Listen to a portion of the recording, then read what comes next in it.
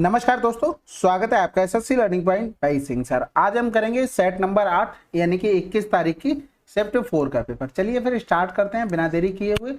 बस आप लोग रिवीजन अच्छे से करते रहिए क्योंकि 4-5 सवाल तो आपके इजी आने ही आने हैं। उनको कैसे फास्ट करना है इस सीरीज से एटलीस्ट वो तो सीख जाएंगे। कह रहा था लघुत्तम समावर्त हमको बताना था, यानी कि लघुत्तम समावर्त मतलब एलसीएम हमको बताना है। तो यहाँ पर देखो क्या क्या कॉमन हो रहा है, 2 का पावर 5, 2 का पावर 5, यानी कि ये आ जाएगा 3 की पावर 6 आ जाएगा, 3 की पावर में 6, यानी कि यहाँ पर 3 की पावर 6 ले लिया तो ये 3 की पावर 2 इसी में इंक्लूड हो गया होगा, 3 की पावर 3 भी इसी में इंक्लूड हो गया होगा, 2 की पावर 5 में 2 की पावर 4 भी इंक्लूड हो गया होगा, तो आंसर आ गया। अगला सवाल, सुरेश एक कार को 36% की हानि पर बेचता है, क्रय मूल्य और विक्रय मूल्य का अनुपात। देखो 100 रुपए की चीज 36 की हानि में बेचेंगे तो 64 की बेचनी पड़ेगी, तो ये इधर 25 हो गया, ये 16 हो गया। आसान था। अगला सवाल, 2022 में शहर ए की जनसंख्या इतनी थी, एक वर्ष बाद शहर ए की जनसंख्या बढ़कर इतनी हो गई, जनसंख्या प्रतिशत वृद्धि बतानी। सबसे पहले तो 2 पॉइंट हटा दो, 25 25 625 हो गया, इधर करेंगे 25 75 हो गया। कितना बढ़ गया भाई, 5/25 गुणे में 100, यानी कि 20% आंसर आ गया।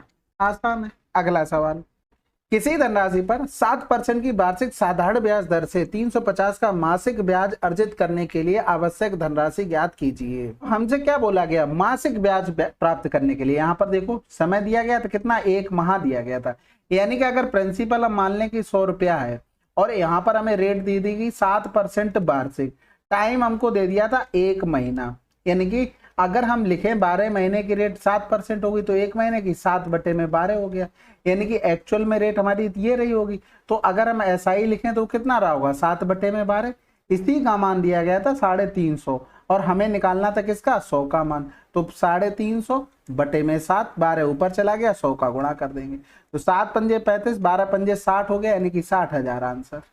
अगला सवाल, 4 घंटियां इतने के अंतराल पर बजती हैं, सभी घंटियां एक ही समय पर बजती हैं, कितने मिनट के बाद वे पुनः एक साथ बजेंगी। सबसे पहले तो एलसीएम ले लो तो पता लग जाएगा कि कितने समय पर वो एक साथ बजेंगी।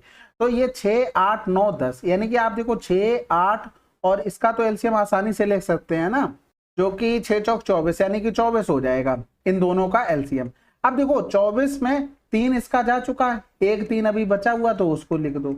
अब 10 इसका, यहाँ पर देखो 5 दूनी 10 लिख सकते हैं, 2 1 24 में जा चुका, 5 रह गया, यानी कि 5 3 15 चौकू 60 हो गया, 15 दूनी 30 और 6 36 हो गया। अब ये क्या आया, सेकंड में आया, घंटे में, अरे सॉरी मिनट में बनाने के लिए भाग करेंगे तो ये आ जाएगा 6 मिनट पे बजेगी, आंसर आ गया। ठीक है, हमेशा अपने एलसीएम पर ये बचती हैं। अगला सवाल, किसी निश्चित शहर की जनसंख्या पहले वर्ष में 5%, दूसरे वर्ष में 8% की वृद्धि होती है, जनसंख्या में कुल प्रतिशत वृद्धि बतानी है। आसान सवाल है भाई, formula a plus minus a plus minus का b प्लस माइनस का ab अपॉन में 100 होता है। तो ये 5 की क्या हुई, दूसरे में 8 की क्या हुई, वृद्धि भैया, और ये हो जाएगा 8 गुणे में 5/100। अब देखो मैं इतना लिख रहा हूं ना, आपको पेन नहीं चलाना, इन्हीं सवालों में यही प्रैक्टिस करनी है, आपको कोशिश करना है कि दिमाग में जितना सोच पाओ। अब यहाँ पर 8 5 13 करोगे तो एग्जैक्ट 13 तो आना नहीं है, ऐसे देख के आपको खत्म करना है। तो ये चीज ध्यान रखना, जैसे क्या करना था 8 5 13 किया, बस आप समझ जाते कि आगे 8 पन्ना 40 और है, कुछ ना कुछ पॉइंट में आएगा, खत्म कर देते। तो ये चीज ध्यान रखना आप। 2 कारें एक ही बिंदु से चलना शुरू करती हैं और एक दूसरे से विपरीत दिशाओं में यात्रा करती हैं। यदि कार इतने और इतनी की दूसरी चाल से चलती है तो 5 घंटे बाद वे दोनों एक दूसरे से कितनी दूरी पर होंगी। अब भैया विपरीत दिशा में जा रही हैं, मान लो यहाँ पर कहीं रही होगी, एक इधर जा रही, एक इधर जा रही। अब दोनों जा रही होंगी भाई, देखो अगर हम यहाँ से निकालेंगे तो ये करना पड़ेगा 40 गुणे में 5, इधर 50 गुणे में 5, तो डायरेक्ट कर लो ना, 50 40 90 स्पीड जोड़ लो और 5 का गुणा कर लो, क्योंकि दोनों क्या कर रही थी, विपरीत दिशा में चल रही, तो स्पीड क्या होगी, जुड़ जाएगी। अगला सवाल, 30% की वार्षिक दर से ऋण पर दी गई एक निश्चित धनराशि पर 1 वर्ष के लिए चक्रवृद्धि ब्याज और 1 वर्ष के लिए साधारण ब्याज के बीच अंतर इतना रुपए है, वह धनराशि ज्ञात कीजिए। अब इसको देखो, अर्धवार्षिक की बात कर रहा था, यानी कि 1 साल में 6 महीने की क्या स्लैब होती, 2 स्लैब होती। अल्टीमेटली टाइम हमको क्या दिया गया था, 2 वर्ष दिया गया था, यानी कि अगर रेट हम देख लें तो 30% हो गई पूरे पूरे पूरे पूरे महीने की, यानी कि 12 महीने की। अगर हम अर्धवार्षिक रेट लिखें तो कितनी हो जाएगी, 15% हो जाएगी। अब 2 साल का अगर चक्रवृद्धि ब्याज और साधारण ब्याज का अंतर आपको दिया गया हो तो डायरेक्ट फार्मूला होता है D बराबर में P इंटू में R अपॉन में 100। ठीक है, और इसकी पावर में 2, तो डिफरेंस 337.5। प्रिंसिपल हमको निकालना है, रेट हमकी 15% हमने मान ली, मान क्यों लिया, अर्धवार्षिक कर रहे हैं तो वो निकालनी पड़ी भाई। तो यहाँ से कैलकुलेशन बची है, 15 दूनी 30 हो गया, 3 बचा, 15 दूनी 30, 15 पना 75, 15 15 हम 225, कहीं 15 लिखा है, आंसर लगा दो। जीरो वगैरह को बाद में वैल्यू देते रहना, इतना पहले कर लेते हैं। ठीक है, अगला सवाल, Z1 Z2 Z3 एक काम को इतने इतने दिनों में पूरा कर सकते हैं। उन तीनों ने एक साथ मिलकर काम शुरू किया, लेकिन Z2 ने काम पूरा होने से 15 दिन पहले काम छोड़ दिया। काम कितने दिनों में पूरा हुआ? सबसे पहले तो Z1 Z2 Z3 का इनका एलसीएम लेना पड़ेगा। 50 100 का तो एलसीएम आप चुटकियों में निकाल देंगे कि 100 आ जाएगा, लेकिन 100 और 75 के लिए क्या करना पड़ेगा, 25 लिख लो। जैसे हमें इनका एलसीएम लेना था 50 75, इनका 50 100 का तो 100 हो गया, अब हमने 25 ले लिया, इससे तो अब कोई मतलब नहीं है ना, ये तो 100 में इंक्लूड है। 25 चौकू 100, 25 तिया 75, 4 3 में कुछ कॉमन है, कुछ भी कॉमन नहीं है, यानी कि ये हमारा टोटल एलसीएम हो जाएगा। समझ में आई? ऐसे ही कर लिया करो। तो 12 पंजे 60 हो जाएगा, 12 दूनी 24 और 6 30, ये टोटल एलसीएम आया। तो Z1 की अगर एफिशिएंसी लिखे तो 3 आ जाएगी, Z2 की लिखे तो 6 आ जाएगी, Z3 की लिखे तो 75 दूनी 150 यानी कि 20 आ जाएगी। 20 क्यों, ये क्या कर रहा हूं मैं, 4 आ जाएगी। ठीक है, अब ये हमें पता लग गया, लेकिन Z2 काम पूरा होने से इतने दिन पहले चला गया। नहीं भैया, ये तो गलत बात है भाई, बीच में कौन काम छोड़कर कौन जाता है। Z2 से बोलो भाई साहब अपनी इफिशियंसी 6 ले लो और 15 दिन और काम करो आके, यानी कि 15 छक्का 90, हम इसमें 90 काम बढ़ा देते हैं। आप सब लोग मिलके करो भाई, तुम अकेले चले जा रहे, अच्छा नहीं लग रहा। 3 9 4 13 की इफिशियंसी से 13 का भाग कर देंगे, यानी कि कै दिन लगेंगे, 30 दिन। अगला सवाल, एक वस्तु का अंकित मूल्य 640 रुपए है, यदि उस वस्तु पर इतने % की छूट दी जाती है तो वस्तु का विक्रय मूल्य कितना होगा? भाई 640 था, अब 37.5% का मतलब होता है 3/8। ये आपको चीजें पता होनी चाहिए, यानी कि 8 पर 3 की छूट दी जाती है तो बचेगा कितनी, 5/8 चीज बचेगी, यानी कि 8 8 64, 8 पन्ना 40, 400 आंसर। अगला सवाल, 58 की पावर 29 को 5 से भाग देने पर शेषफल कितना होगा? अब इसको देखो, पहले 8 गुणे में 8 किया तो क्या हो गया, 4 हो गया, फिर 8 का गुणा किया तो 8 चौक 32 हो गया, फिर 8 का किया 8 दूनी 16 हो गया। अब देखो 8 2 64, 4 यूनिट डिजिट, 4 8 32, 2 यूनिट डिजिट, 8 दूनी 16, अब 6 आ गया। अब इसमें आगे फिर से अगर 8 का करेंगे तो 8 रिपीटेशन होने लगेगा। कितने पे रिपीट हो रहा है, 4 पे हो रहा है। अब 29 में जो पावर में होता है उसमें वही 4 काम करते हैं भाग, तो 4 7 28 बचा कितना, 1। इसका मतलब 58 की पावर 1 में हमें 5 का भाग करना है। 5 एकम 5, 5 एकम 5, रिमाइंडर कितना आ गया, 3 आ गया। अगर यहाँ पर 2 आ जाता हमारे पास, तो जैसे हमने भाग किया 4 7 28, 1 रिमाइंडर बचा, 2 आ जाता तो हमें 58 की पावर 2 में भाग करना पड़ता। ठीक है, तो ये चीजें याद रखना। अगला सवाल, एक अर्धगोले का व्यास इतना है, अर्धगोले का कुल पृष्ठीय क्षेत्रफल कितना होगा? एक अर्धगोले का होता है 3 पाई r स्क्वायर। सबसे पहले काम क्या होना चाहिए, 11 की डिविजिबिलिटी। देखो 8 5 13 नहीं होगा, 3 1 4, 5 4 9 हो जाएगा, यहाँ पर 9 5 14 नहीं होगा, 3 1 4 हो गया, 5 4 9 8 2 10 नहीं होगा, आंसर तो आ गया था।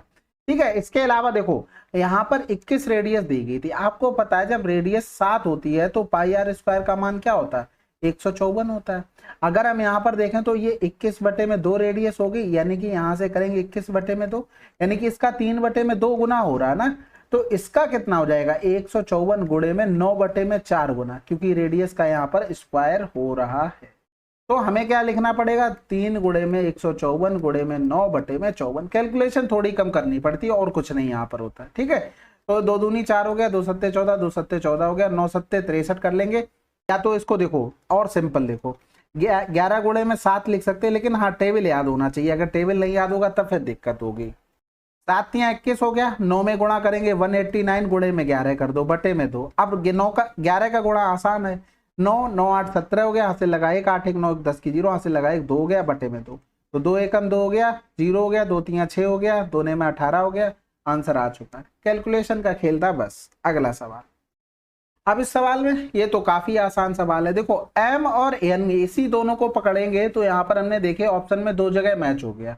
n और c को हमने पकड़ा, देखो यहाँ पर भी अलग, यहाँ पर भी अलग, यहाँ पर भी अलग, यहाँ पर भी अलग, तो nc पर ही काम कर लेते हैं ना। 5n बराबर में 20c, यानी कि n अपॉन में c बराबर क्या आ गया, 4/1 आ गया, तो केवल एक ही ऑप्शन में तो था, बात खत्म। आपको देखते ही समझ में आना चाहिए। मैंने आपको एक चीज बताई थी, अगर इस तरीके से चीजें लिखी हैं इस तरीके से। तो हमेशा जैसे 5 को 20 किया तो n का मान ये 4 हो गया, इसके पास बचा क्या 1, यानी कि c का मान ये हो जाएगा।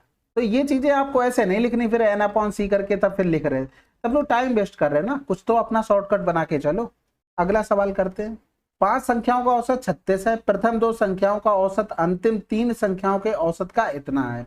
देखो कह रहा था प्रथम 2 संख्याओं का औसत, यानी कि प्रथम 2 संख्याओं का औसत अंतिम 3 संख्याओं के औसत का इतना गुना है। तो ये 2 है तो इतना गुना करेंगे 1.5 गुना, तो ये 3 हो जाएगा। प्रथम 2 संख्याओं का योग हमें निकालना है। अगर हम इनका सम लिखें तो इनका सम हो गया 3 गुणे में 2, इनका सम हो गया 2 गुणे में 3, यानी कि 3 दूनी 6, 3 दूनी 6, दोनों को जोड़ेंगे तो ये 12। इसी 12 का मान दिया गया था 36 गुणे में 5, यही तो होगा, क्योंकि 5 संख्याओं का एवरेज ये था, हमने सम निकाल लिया। हमें 6 बराबर निकालना था, यानी कि आधा करना था, यानी कि 18 गुणे में 5, यानी कि 90 आंसर आ गया। आसान था। अगला सवाल, क्रय मूल्य और विक्रय मूल्य के बीच अंतर इतना है, लाभ परसेंटेज इतना है, तो विक्रय मूल्य बताना है। भाई 20 बराबर हमको दिया गया था 132, 120 का मान निकालना था। भाई अगर हम देखें तो सीपी अगर 100 है तो कॉस्ट प्राइस हमारा क्या होगा, सॉरी सेलिंग प्राइस 120 होगा। अगर हम इन दोनों का डिफरेंस करें, यही तो 20% दिया था, और आपको ये भी पता है कि एसपी माइनस का सीपी ही क्या होता है, प्रॉफिट होता है। इसी का मान तो दिया गया था हमको 132 और एसपी 120 निकालना था। आसान था ना, बिल्कुल आसान था। तो यहाँ से 2 छक्के 12, 6 दूनी 12 हो गया, 13 छक 78, 792। अगला सवाल, अमन एक काम 28 दिनों में कर सकता है, वह कुल काम का कितना भाग 8 दिनों में कर सकता है। भाई कुछ नहीं है, 28 दिनों में एक काम कर सकता है, 8 दिनों में कितना करेगा, 1/28 गुणे में 8, बस खत्म हो गया। 4 दूनी 8, 4 सत्ते 28।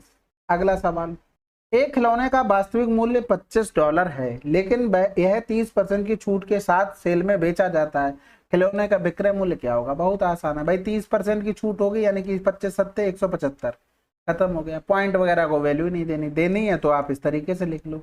अगला सवाल, अब ये सवाल बहुत आसान है। सबसे पहले तो इनको हटा दो, ये कहाँ से आ सकते हैं भाई, और यहाँ पर देखो 2 2 4 2 6 के बाद है ना, जब बाहर निकालोगे तो 3 के बाद हमें चाहिए पॉइंट, बात खत्म, आंसर आ गया। अगला सवाल, यदि 70,000 रुपए को ए बी सी के बीच इस प्रकार बांटा जाता है कि ए रेशियो बी इतना है, बी रेशियो सी इतना है, तो इसमें ए का हिस्सा कितना होगा। तो देखो बी तो दोनों जगह सेम होना चाहिए, लेकिन सेम तो नहीं है भाई साहब, तो फिर हमें सेम बनाने दो, यानी कि 4 3 12 हो गया बी का मान, यहाँ पर 4 का गुणा हुआ तो ए का मान 4 दूनी 8 हो गया, यहाँ पर 3 का गुणा तो सी का मान 5 3 15 हो गया। अब इनको जोड़ना था, 12 15 27 और 8 35 हो गया, 35 का मान दिया था 70 के, 2 गुना तो 8 का 2 गुना 16 के हो जाएगा आंसर।